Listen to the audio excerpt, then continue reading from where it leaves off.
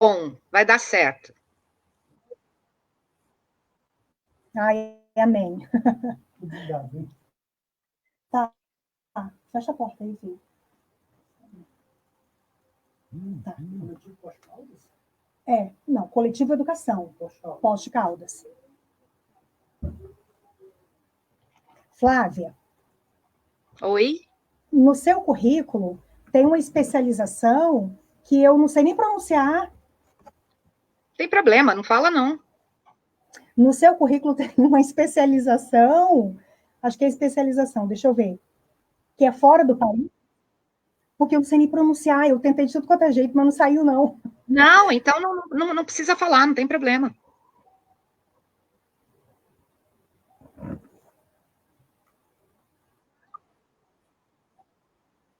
Tá.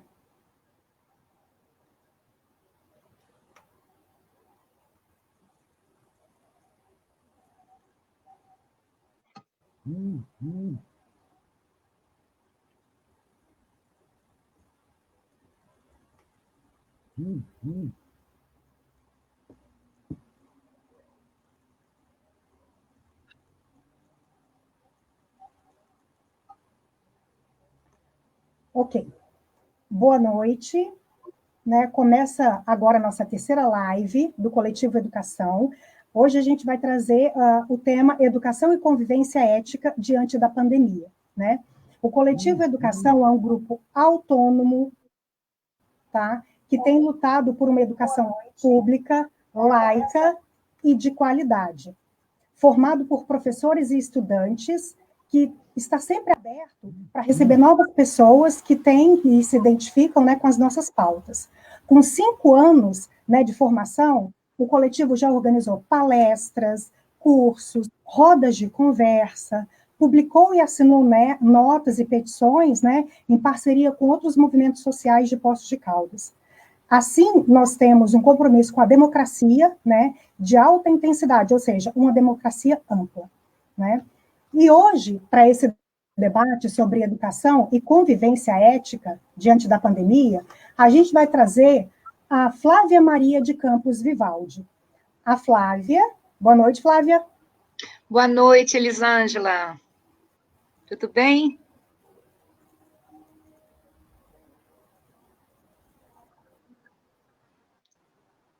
Você está me ouvindo? Tudo bem? A Flávia, gente, é doutora em educação, mestre em psicologia educacional pela Unicamp, especialista em relações. Estou te ouvindo, Flávia. Você está com um pequeno atraso, mas eu estou ouvindo.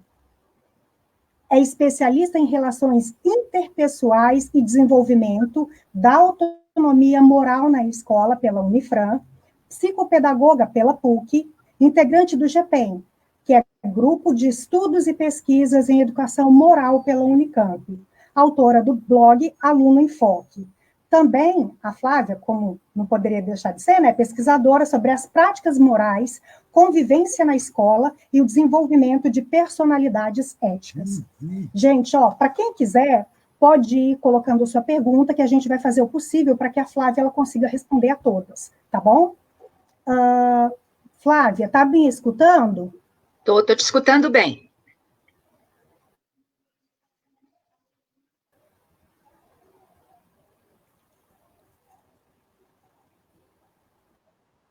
Uhum. É porque eu acho que está com um pequeno atraso aí, para mim demora, tá?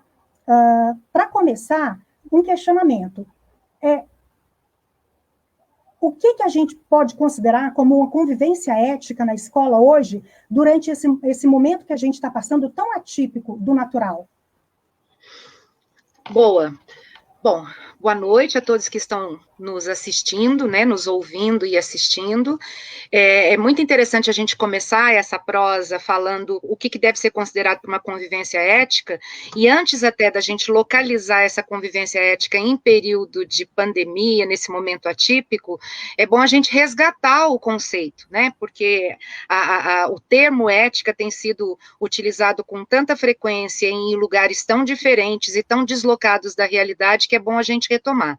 Quando a gente fala em convivência ética na escola, nós estamos falando em fazer com que os valores morais, né, universalizáveis, estejam em ação.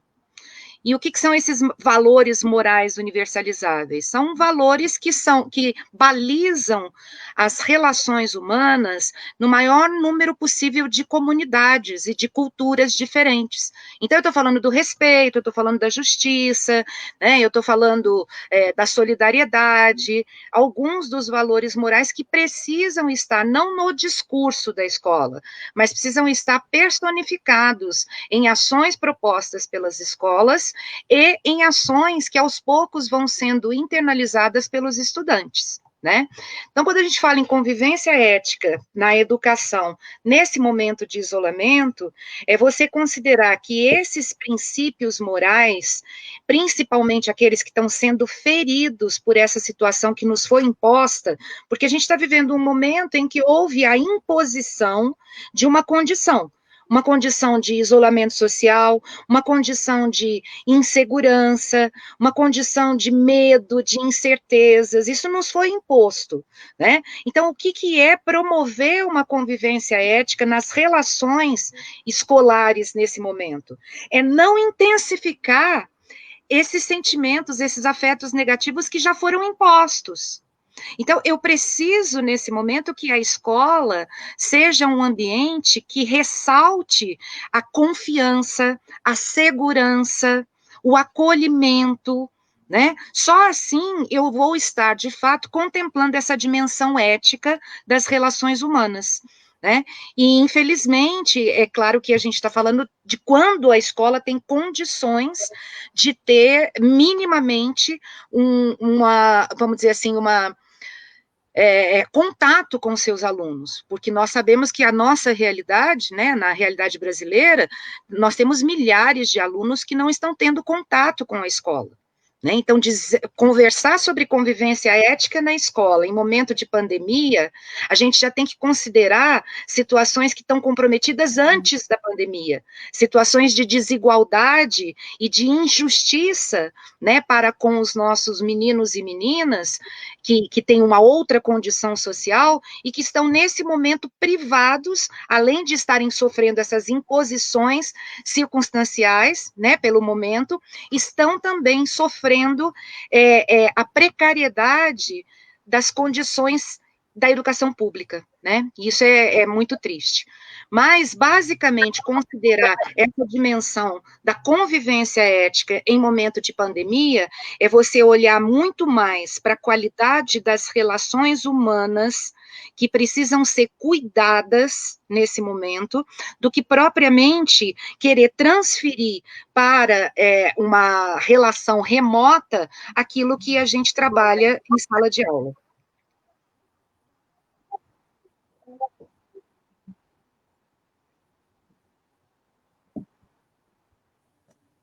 Uhum. Tá. Professora, você acha, o que deve ser contemplado para que o trabalho da educação alcance uma qualidade de convivência ética? O que falta? Ou o que seria mais importante? Bom, na verdade, assim, sem a gente localizar esse período de pandemia, contemplar a convivência ética é olhar para a convivência como valor. Em geral, a escola olha muito mais para as dimensões, para a dimensão cognitiva, né, e o trabalho com o conhecimento, que é óbvio, é importantíssimo, é função da escola, mas não é só essa a função da escola. A função social da escola implica considerar outras dimensões do ser humano. Né? E aí eu estou falando da dimensão afetiva, da dimensão social, da dimensão moral. Então, assim, trabalhar a convivência ética em educação é, sobretudo, ter intencionalidade para que essa convivência aconteça de forma harmoniosa.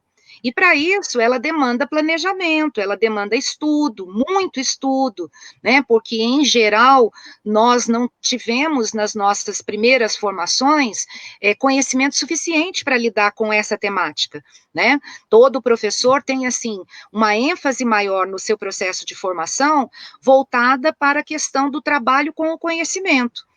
Mas acontece que somos um ser de integralidade. E aí, para que o conhecimento seja favorecido, as relações humanas precisam também ser favoráveis. Elas precisam dar abertura para isso. Ninguém consegue aprender com medo, ninguém consegue aprender com fome. Não é? Então, assim, existem questões que tangenciam toda a relação com o conhecimento e que dizem respeito a uma convivência. Então, a escola olhar para esse tema com responsabilidade, entendendo que uma convivência positiva é promotora de avanços, isso é essencial. Então, considerar a convivência ética é, sobretudo, intencionalizar ações que promovam uma convivência que é amparada pelo diálogo, amparada pela participação ativa de todos os agentes que configuram a comunidade escolar, né, o que a gente ainda tem muita dificuldade. Por mais que a escola demonstre abertura, demonstre o desejo de ter uma relação democrática com a sua comunidade como um todo, esse ainda é um grande desafio, né? Você dá voz, e não só dar voz, mas também olhar com os olhos do outro para identificar coisas que às vezes o nosso olhar não identifica. Né? Então, assim, essa sensibilidade e esse compromisso para essas questões que dizem respeito às relações humanas, elas precisam ser intensificadas no trabalho da educação, porque senão a gente vai continuar tendo uma educação que é voltada para a produção e construção do conhecimento e alijando desse escopo de trabalho o ser humano na sua integralidade.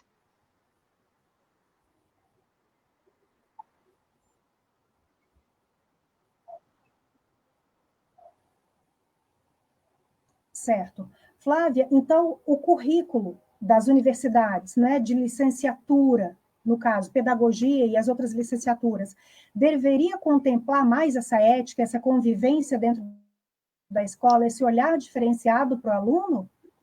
Ou está deixando a desejar?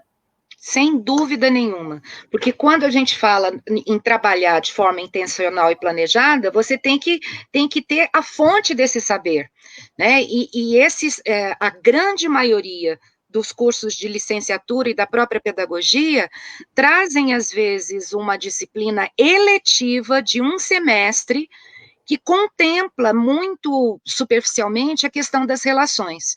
Né? Então, há um prejuízo muito grande no processo formativo, nessa primeira formação. Então, assim, nós estamos dizendo que a educação precisa de uma mudança estrutural, a começar pelo conteúdo formativo, pelo processo de formação do profissional que trabalha com a educação. Né, que precisa ser revisto. Claro que a gente sabe que tem muitas universidades que já estão caminhando para esse lado, mas ainda muito lentamente. Né, só para ilustrar a nossa conversa, o nosso grupo de pesquisa, que é coordenado por duas universidades, né, a Unicamp e a Unesp, nessas duas universidades, as disciplinas que a gente tem voltadas exatamente para amparar o professor nessa questão da convivência, ainda não são disciplinas obrigatórias, continuam sendo eletivas, quer dizer, continuam trazendo aquela situação, aquela sensação para quem está no processo de formação, de que se é eletivo não é tão importante. Então, assim, essa mudança de paradigma, ela é essencial. Eu não tenho como pensar numa sociedade brasileira que tenha condições de ter uma relação mais humana sem pensar em mexer na estrutura educacional do nosso país, né? O que de fato a gente precisa contemplar na educação. Caso contrário, nós vamos continuar sempre correndo atrás de prejuízos, sempre dando muito mais direcionamento conteudista, né, do que propriamente formativo. Acho que a Elisângela caiu, viu, Léo? Cair eu apareço aqui quando isso acontecer. Flávia, você falou no começo da sua fala sobre confiança e acolhimento. Como você acha que ficam essas dimensões no ensino remoto? Você poderia falar um pouquinho sobre isso? Claro, claro, é super importante isso. Então, no ensino remoto, você considerar essas duas dimensões, né, da confiança e do acolhimento, é, em primeiro lugar, você ter a sensibilidade de saber que aquele aluno que está lá, sabe-se lá em que condições, ele pode não estar totalmente, vamos dizer assim, voltado para as questões da escola, aquilo que a escola está propondo como atividade. Mas, mais do que nunca, ele precisa de um espaço de diálogo e de desabafo e de falar dos próprios sentimentos. Então, assim, o que a gente tem trabalhado muito com os professores, né, com os educadores, antes de se preocupar em tentar minimizar o prejuízo pedagógico, cuide da saúde mental dos seus alunos, né? Então, isso fortalece vínculo. A confiança é um sentimento moral absolutamente fundamental para todo e qualquer tipo de relação. Se o filho perde a confiança nos pais e vice-versa, se o aluno perde a confiança no professor e vice-versa, as relações ficam extremamente fragilizadas, né? Então, nesse momento em que há essa condição imposta, né, que tem causado tanto transtorno para todo mundo, a escola acolher e fortalecer a confiança significa ela dar espaço de escuta e compreensão, inclusive para aqueles que estão tendo dificuldades de devolver atividades ou de se conectar com o professor, né? Eu tenho acompanhado casos assim muito tristes, né, de estudantes que ficam tentando pegar o sinal de Wi-Fi no muro do vizinho para poder fazer uma atividade. E aí, eu digo assim, para a gente ter a ética como uma perspectiva de vida, você precisa pensar nos princípios. Quais são os princípios que estão por trás daquilo que eu estou fazendo nesse momento de forma remota? Eu estou mais preocupada em minimizar vamos dizer assim, o prejuízo pedagógico, ou eu estou com um olhar humanizado para esse sujeito que mal tem condições de ter acesso a mim, né? Então, assim, qual o princípio que deve estar mais prevalente nessas relações?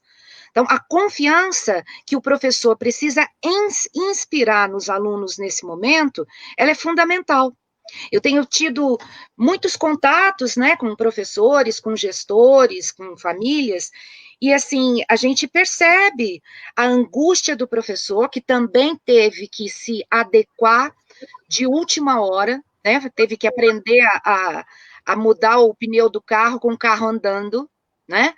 E assim, sempre aquela angústia de não conseguir depois retomar o processo, né? De alunos que já têm fragilidades pedagógicas antes desse momento, como é que eles vão ficar? Mas o que eu tenho dito, mais do que nunca, é que esse é um momento que é privilegiado para a gente trabalhar muito mais com essas questões que buscam um raciocínio moral mais evoluído do que propriamente o trabalho com os conteúdos. Ah, Flávia, você está dizendo que não tem que trabalhar com conteúdo? Não estou dizendo isso, não. Eu estou dizendo que não dá para a gente transpor aquilo que era aula no espaço físico para o espaço remoto. Eu estou dizendo que, para eu contemplar essa dimensão ética nas relações humanas, né, nessa possibilidade remota, significa eu olhar para a confiança e para o acolhimento, para o cuidado, como princípio. Então, tudo aquilo que eu for propor, eu preciso passar por esse crivo. Será que essa proposta vai ser possível e vai se conectar com esse momento? Porque eu também tenho visto propostas de atividades que são absolutamente inviáveis, né, num momento como esse. Então, assim, cuidar da confiança e do acolhimento é olhar mais do que nunca as condições desses sujeitos alunos que são os nossos, sobretudo da rede pública, né? Que muitas vezes não tem nem o que comer em casa, preciso dizer, né? Uhum. Ô, Flávia, Eu não estou te ouvindo. verdade. Ô, Flávia, e o professor nisso tudo, né? como é que fica o professor? Porque eu sou professora, né, e sinto na pele. Não está ouvindo? Não, estou ouvindo, agora estou. Flávia, está me ouvindo? Estou te ouvindo. Sim, eu sou professora e sinto as angústias, né, dessa educação remota. E o professor, as relações, né, com os colegas e com os alunos nisso tudo? Tá. A mesma lógica que a gente usa de humanização nas relações com os alunos deve ser usada pela equipe de professores, né? Eu falo que esse é o momento da equipe da escola, de profissionais da escola, pactuar algumas situações, né? Rever algumas situações que geram angústia na escola. Então, qual é a angústia do professor? Primeiro é a questão da produção do conhecimento, como é que vai ficar a carga horária, como é que vai ficar o ano letivo, quer dizer, o gestor, nessa hora, tem uma carga muito grande, porque ele precisa acolher as angústias do professor e inverter essa lógica, né? Inverter essa lógica funcional para uma lógica mais ética. Então, assim, o professor, ele já teve um prejuízo enorme, porque ele também foi privado de uma formação para trabalhar de maneira remota. Quer dizer, agora mais do que nunca, muito do que a gente defende como metodologia, né, como abordagem pedagógica na sala de aula física, está sendo adotado, mas de forma imposta e de forma, às vezes, improvisada, sem ter tido um momento, assim, de conhecimento e de formação, né? Quer dizer, muita gente conhece as possibilidades de metodologias ativas, né, que são tão muito bem-vindas nesse momento, mas muitos professores, muitos colegas nossos não conhecem. Sem contar o lado pessoal, que todos nós também estamos muito abalados, todos nós temos, assim, oscilações de humor, a gente levanta bem, levanta mais otimista, mais animado, e dali a pouco as coisas vão acontecendo, aí eu tenho contato com um aluno que me conta que na casa dele está faltando o que comer, aí aquilo acaba comigo, né, quer dizer, esse é um momento da gente estabelecer aquilo que nós que defendemos uma convivência ética na escola, sempre falamos que é condição. Para uma convivência ética e democrática, o ambiente sociomoral da escola precisa ser cooperativo. Nunca foi tão, vamos dizer, necessário e tão lógica a necessidade de um ambiente cooperativo, de relações cooperativas.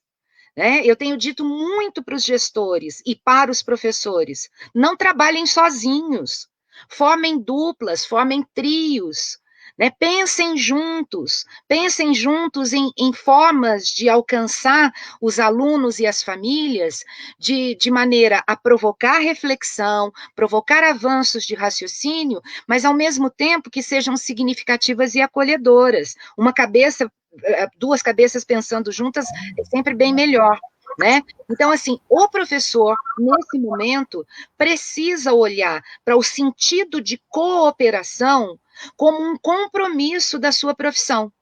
E quando eu falo em cooperação, eu não estou falando em ajuda, eu estou falando num sentido muito mais amplo. Eu estou falando no sentido de operar com.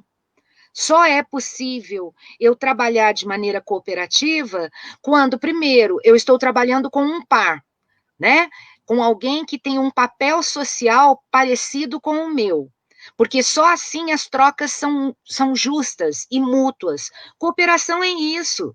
Quer dizer, nós, professores, nós, educadores, né, vamos focar mais no professor, no caso, a gente precisa agora ter a cooperação como um compromisso.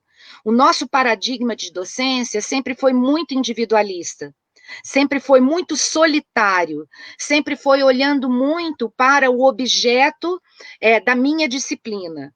Né? Se eu quero trabalhar numa dimensão mais humanizada da educação, eu preciso ampliar esse espaço. Eu preciso acionar aquilo que está na nossa essência, né, como ser humano, que é de fato a nossa capacidade social. Portanto, é a cooperação, né? O caminho é esse.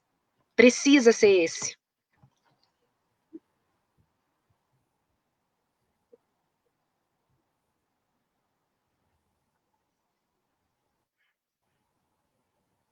Ô, Flávia, esse momento atípico que a gente está passando agora, né? Que a gente está tendo que viver uma educação diferenciada do que a gente foi preparado na universidade, que a gente via no dia a dia na escola. Hoje, né, tudo isso que a gente está passando, mostra que a educação ela não está preparada para essas emergências, ou ela está mostrando que a educação ela consegue ser versátil? Eu acho que as duas coisas, né? Mas, primeiramente, a primeira opção. Quer dizer, nós tivemos agora oportunidade de escancarar o quanto a educação não é um valor nacional. E quando eu falo que a educação não é um valor nacional, eu estou dizendo o seguinte: as esferas, vamos dizer assim, federais, que deveriam olhar para a educação como um valor nacional e, de fato, intensificar todo e qualquer processo formativo do professor, condições de trabalho, investimentos, principalmente, né, na educação pública, estou falando da educação pública. Isso, claro que existiram momentos que foram mais favoráveis para a educação, momentos anteriores a esse terror que a gente está vivendo hoje, mas nunca com uma proposta que mudasse paradigma. Até quando a gente olha para a Base Nacional Comum Curricular, que veio enfeitada por competências, quando ela fala sobre avaliação e traz os conteúdos de cada disciplina, todo aquele olhar da competência e habilidade é desmascarado, porque as habilidades que são exigidas de cada conteúdo, de cada ano, são muito mais habilidades funcionais.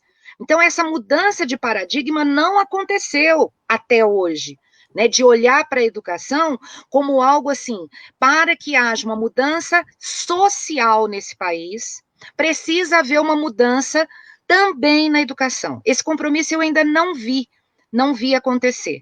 Agora, sem dúvida nenhuma, que é uma área, né, e quem trabalha nessa área tem a versatilidade ou a capacidade, né, de se reinventar, sem dúvida nenhuma. A gente está vivendo isso na pele. Nós estamos nos reinventando para dar conta de todas as fragilidades que já existiam e que foram potencializadas nesse momento, né? Mas estamos, assim, vendo o quanto isso precisa mudar. E aí, assim, eu vou um pouquinho além.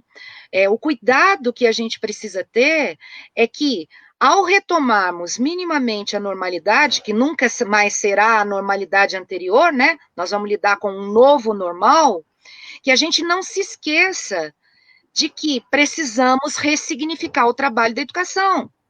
Quer dizer, precisou dessa pandemia para escancarar os problemas, mas eu morro de medo de que esses problemas sejam esquecidos, né? Quando a gente tiver na volta, porque aí todo mundo se envolve com a lógica anterior, com o paradigma anterior, principalmente porque não há apoio e nem intenção por parte do MEC, por exemplo, de mudar essa lógica, muito pelo contrário. Né? Todas as propostas que aparecem são propostas contrárias a uma convivência democrática, a uma convivência ética. Né? O tipo de convivência proposto por esses modelos de MEC é uma convivência muito mais pela obediência, né? Pelo autoritarismo e não pela autoridade que precisa estar impregnada a figura do professor. Então, assim, respondendo às tuas duas questões, eu penso que, de fato, a educação precisa de muito mais do que aquilo que até hoje a gente ofereceu no nosso país, e isso não tem que depender somente de, vamos dizer, de atos políticos, mas os atos políticos que cada um de nós temos na nossa docência. A gente precisa ressignificar esse fazer docente.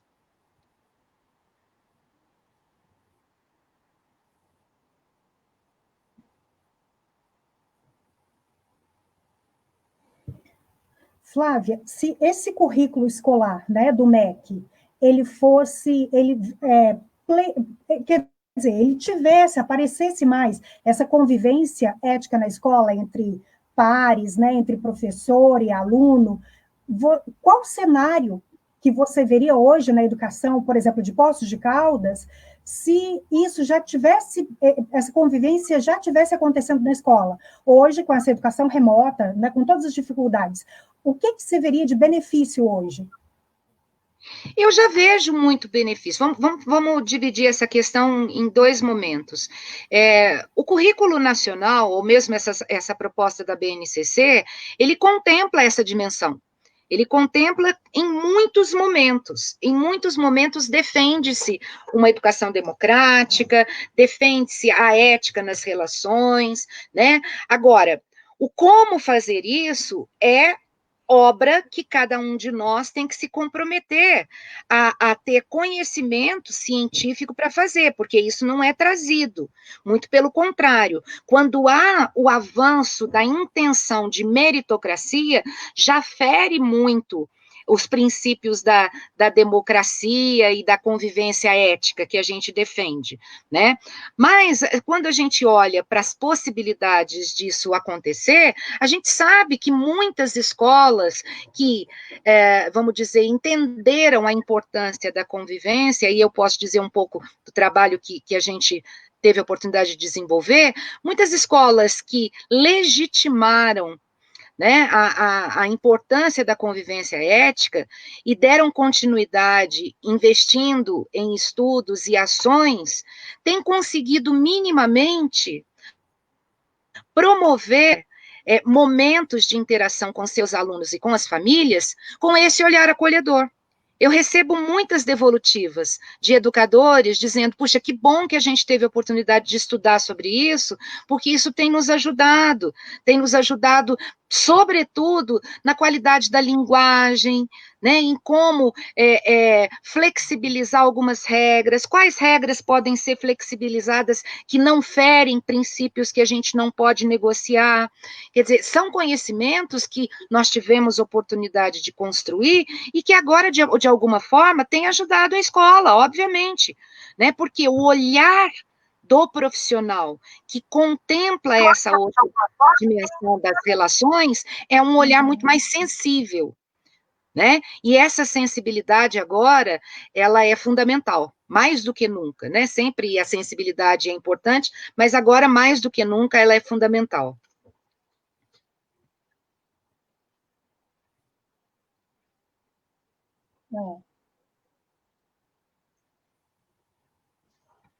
Certo. Flávia, parece que a gente tem uma pergunta do chat.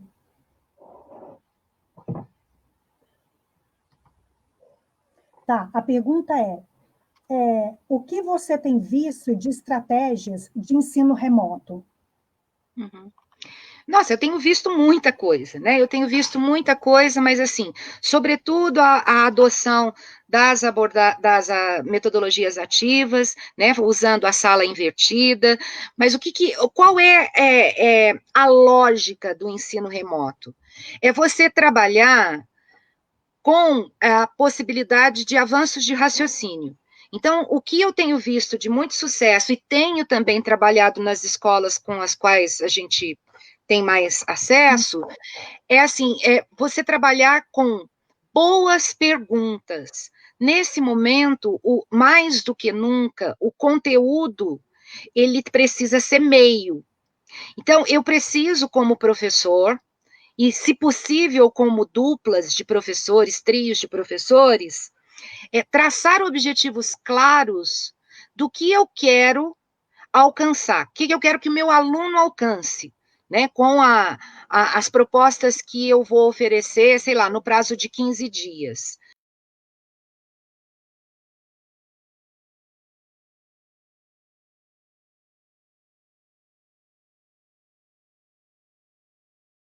Que a linguagem grafocêntrica. A escola não sai desse lugar. É impressionante. Eu tenho visto a dificuldade de algumas escolas de querer colocar atividade impressa para os alunos, de ter que ter no papel. Quer dizer, a gente precisa abrir a nossa cabeça para outras linguagens, para outras formas de expressão daquilo que eu estou pensando. A escrita é uma das formas de reapresentação do pensamento, mas ela não é única. Ela não é única. né? Então, só da gente ter conseguido inserir na nossa prática as ferramentas digitais, que há quanto tempo a gente vem defendendo isso, porque os nossos meninos, ainda que eles tenham muita carência, né, de ter essas ferramentas digitais, mas eles nasceram, eles são nativos digitais. Então, a linguagem digital é uma linguagem muito acessível para eles, de boa compreensão. Ah, mas eles não têm essa ferramenta. Mas eles têm capacidade criativa, né? Então, assim, o que a gente precisa olhar é que não dá para eu querer dar exercícios que trabalham somente com a ideia de consolidação do conhecimento. Eu preciso trabalhar com propostas, primeiro, propostas que personalizem, porque, olha, aquele acolhimento necessário, né, aquela relação mais sensível, muitas vezes não é possível do professor fazer no seu grupo de WhatsApp, porque ele tem alunos que não têm. Então, quando ele encaminha uma proposta, que muitos estão fazendo isso, eles precisam personalizar, eles precisam trazer para aquela proposta um pouco da vida daquele grupo, um pouco da vida daqueles alunos e daquela professora ou daquele professor. Né? Então, assim, a minha sugestão e a minha orientação tem sido sempre nesse sentido. Não se preocupem com quantidade, mas pensem em boas perguntas. Duas perguntas que fiquem martelando na cabeça dos meninos. Por exemplo, quando a gente fala nos sentimentos que foram impostos nesse momento de pandemia, na maioria deles são sentimentos mais negativos, né? Medo, insegurança, desconfiança, como a gente falou lá no começo da nossa prosa. Quer dizer, se eu proponho uma atividade para os meninos, sei lá, de Fundamental 2, que outros momentos a humanidade viveu que esses sentimentos foram traduzidos? Olha como é que eu linko com outros momentos, não só de outras epidemias, que nós não vivenciamos, mas isso aconteceu, mas também com todas as questões de guerrilhas, guerras e tudo mais. Quer dizer, é uma outra forma de puxar o conteúdo. É você propondo questões que façam o aluno pensar para além do conteúdo. Né?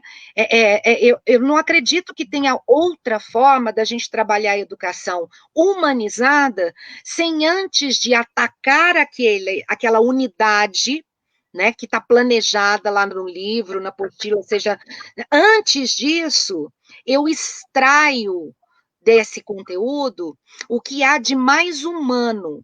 Quais são os sentimentos que estão por trás, quais foram as angústias que estiveram por trás desse acontecimento, né? Quer dizer, eu preciso trazer isso, fazendo esse link, para que o estudo não fique uma coisa mecânica, né? Para que ele não fique somente produtivo.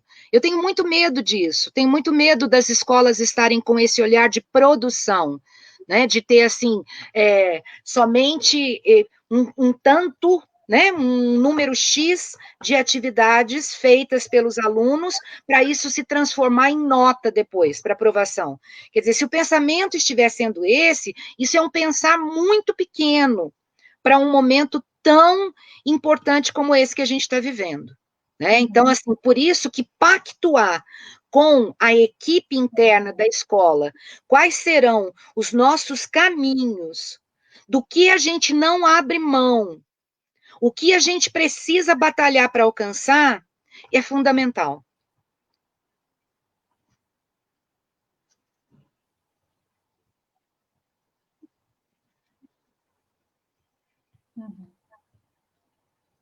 Flávia, outra pergunta do chat. Você tem acompanhado as ações do Estado de Minas Gerais, né?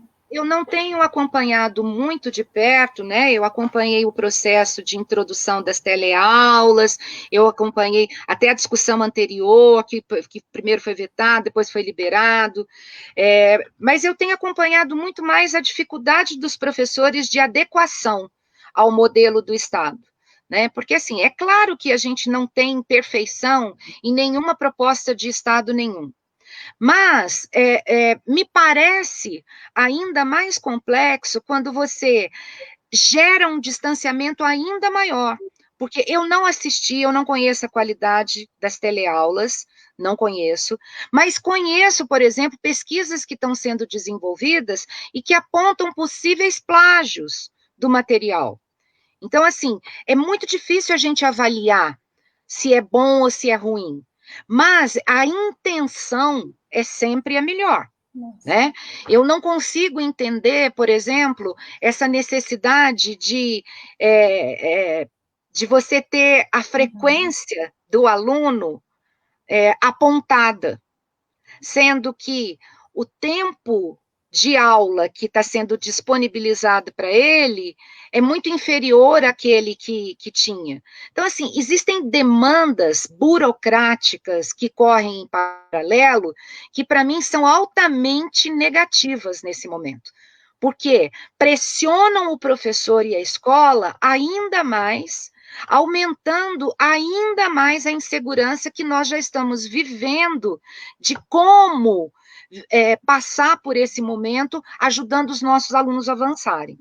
Né? Então, assim, eu não posso tecer comentários mais aprofundados em relação à proposta do Estado, porque eu não conheço, eu sei muito, muito superficialmente, né? Mas tenho dado escuta para os professores que estão vivenciando essa proposta. Léo, acho que ela caiu.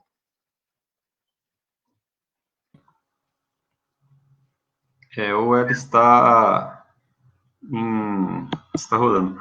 Ô, Flávio, fiquei pensando agora na parte de formação de professor. Nessa época de, enfim, tem aplicativos, tem N plataformas de acesso.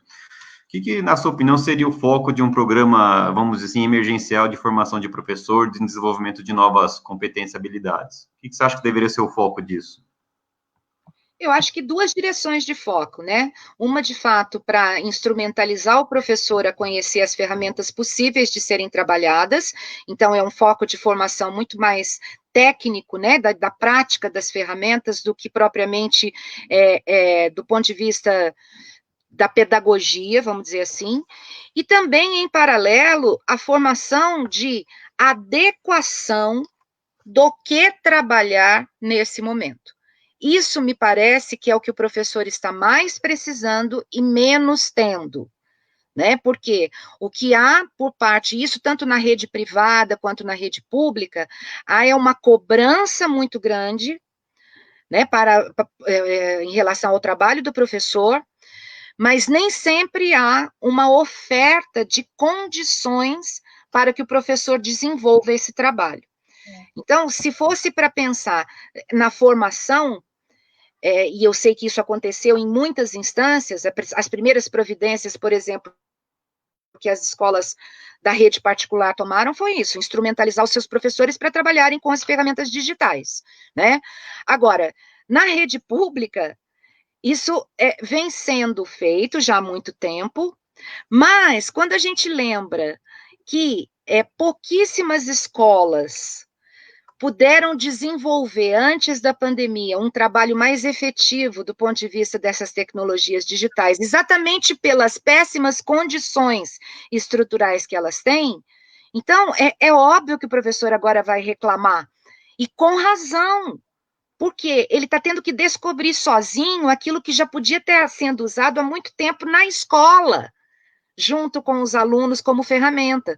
Mas não são todas as escolas que têm estrutura para oferecer as ferramentas digitais, né? Então, assim, uma formação que contemplasse tanto o manuseio, né, dessas ferramentas, e ao mesmo tempo a possibilidade de dar uma orientação para o professor nessa transposição do trabalho, do conhecimento, para a situação remota. Porque o que eu tenho sabido de muitos estados do Brasil é que, infelizmente, esse olhar ele está fragilizado, porque a preocupação das instituições é não deixar cair a peteca do conteúdo. E aí é um grande equívoco, né?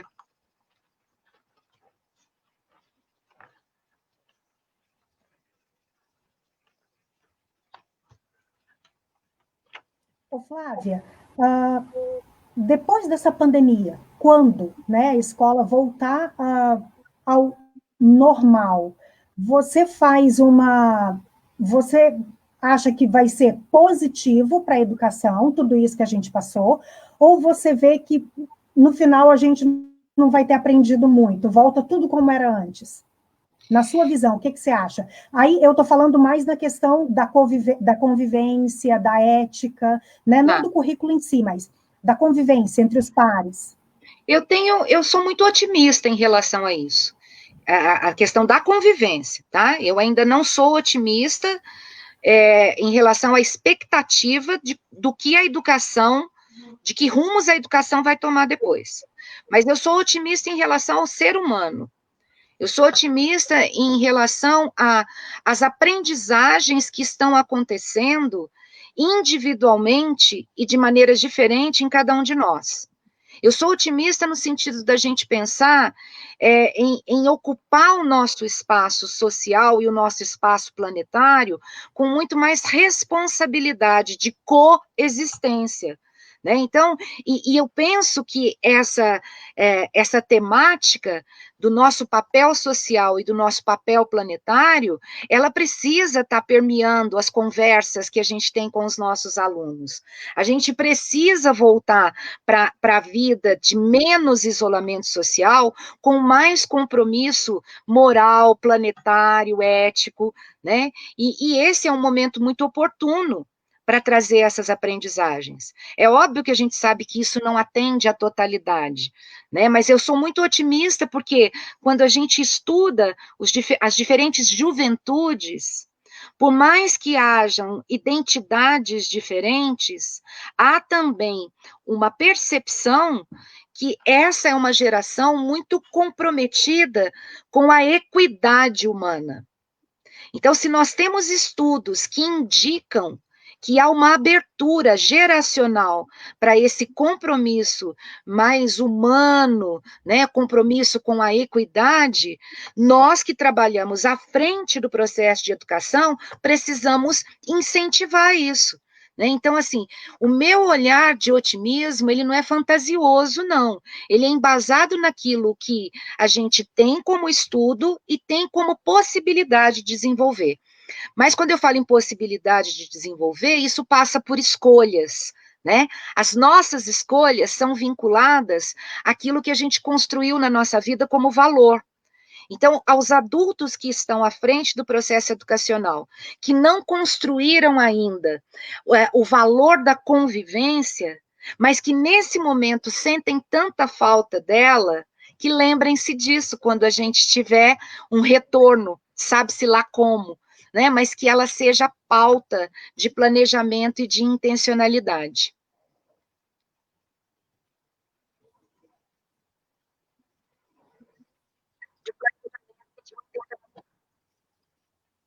Uhum. Ô, Flávia, eu gostaria que você falasse um pouquinho sobre o tempo que você esteve à frente da Secretaria de Educação, né? Os investimentos, né, que foram feitos para que houvesse essa melhor convivência dentro das escolas municipais de Poços de Caldas.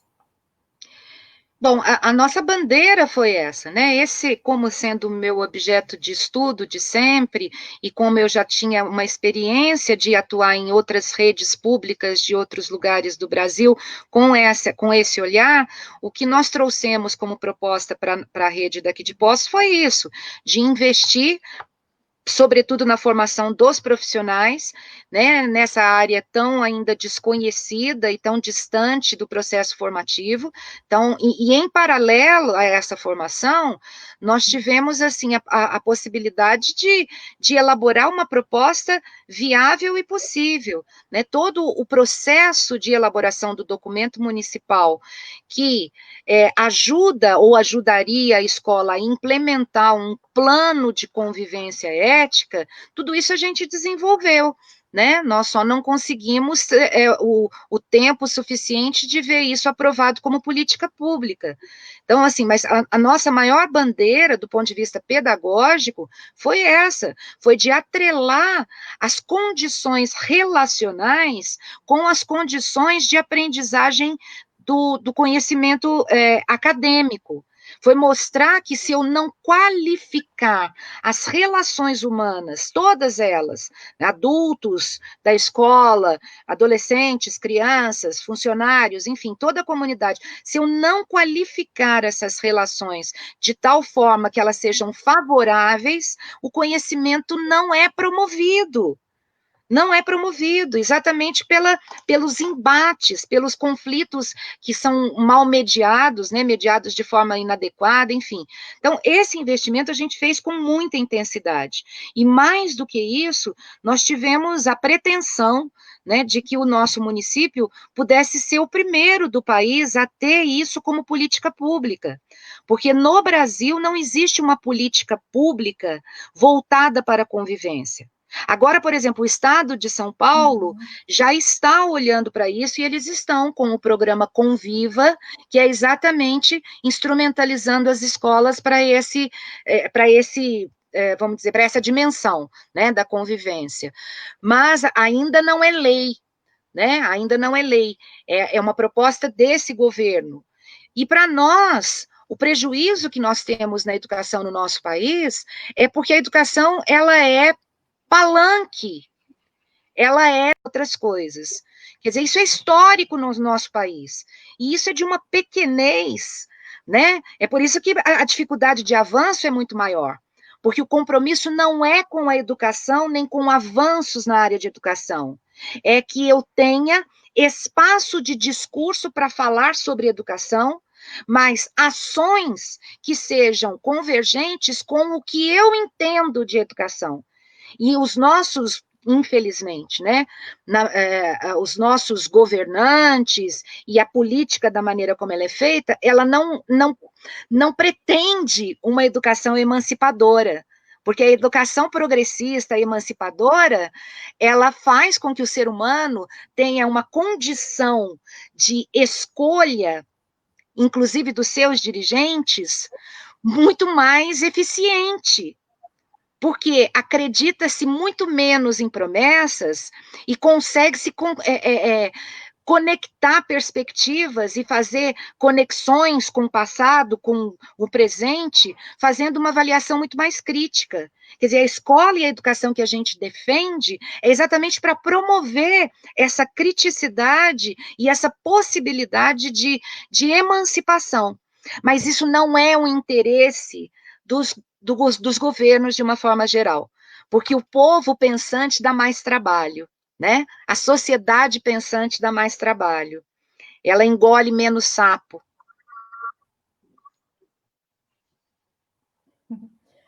Flávia, a gente está caminhando para o finalzinho, né? O Coletivo Educação gostaria de agradecer pela sua ajuda, pelas suas palavras, né? Que eu vi em alguns comentários aqui, ó, foi assim super positivo, né? Eu tô tão Algumas curiosa. pessoas agradeceram, viram luz no final do túnel, e isso é muito bom, né?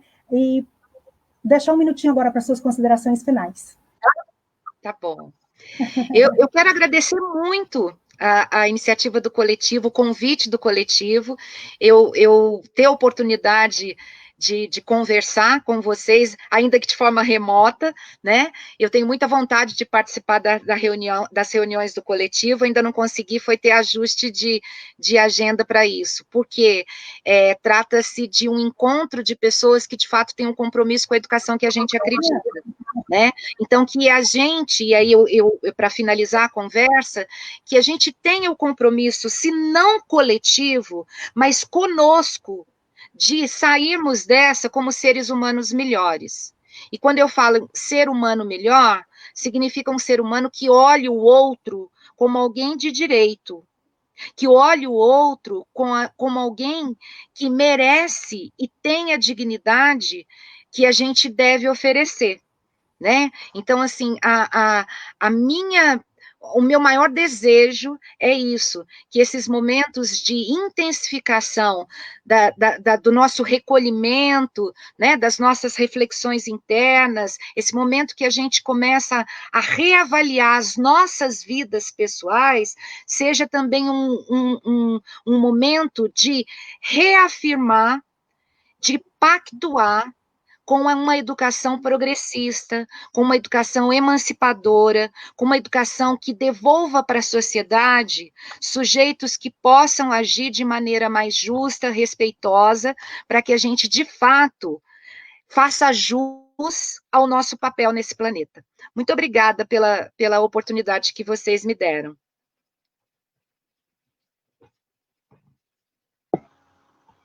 Bom, Flávia, acho que a Elisângela caiu algum minutinho, então a gente te agradece mais uma vez pela participação, foi ótimo, tivemos com a audiência aqui de mais de 70 pessoas vendo ao vivo, te agradece muito a sua fala, tá? Muito, muito obrigado. Um abração para vocês. Abraço a todos, gente, boa noite. Tchau, tchau.